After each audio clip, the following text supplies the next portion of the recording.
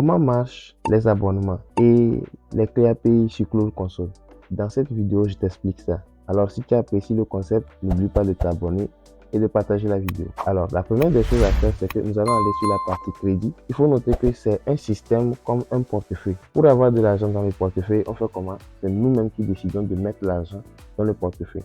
Donc, de la même façon ici, pour pouvoir exploiter ou bien utiliser les clés API, il faut faire quoi? Il faut vous-même recharger votre portefeuille qui se trouve sur le logiciel ou bien sur le système de Cloud Console.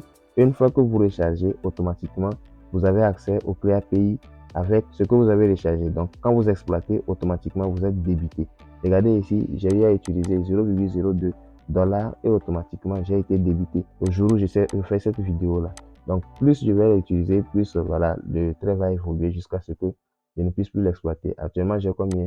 J'ai rechargé 5 $ et j'ai déjà exploité 0,01 ou 0,2 $. Donc, ce qu'on va faire ici, on va retourner dans la partie application et au niveau des clés API ici, on va venir pour générer une nouvelle clé. Sachez que même si vous n'avez pas rechargé votre portefeuille, la génération des clés est toujours gratuite. Mais c'est quand vous voulez l'exploiter, quand vous le mettez dans un projet, là, on ne va pas vous permettre, c'est-à-dire Cloud ne va pas vous permettre de pouvoir l'exploiter ainsi. Il va vous notifier que vous n'avez pas rechargé votre portefeuille et donc on ne peut pas débiter votre compte. C'est ainsi clair. Donc, une fois que c'est bon, vous avez rechargé automatiquement. Lorsque vous exploitez une clé API, vous avez le coût de l'exploitation que vous avez fait ici. Donc, tous les historiques, c'est-à-dire les requêtes que vous avez lancées afin que le résultat puisse venir sur votre site web ou bien votre logiciel, vous aurez les détails concernant les requêtes que vous avez faites ici, l'heure à laquelle cela a été fait, ainsi de suite.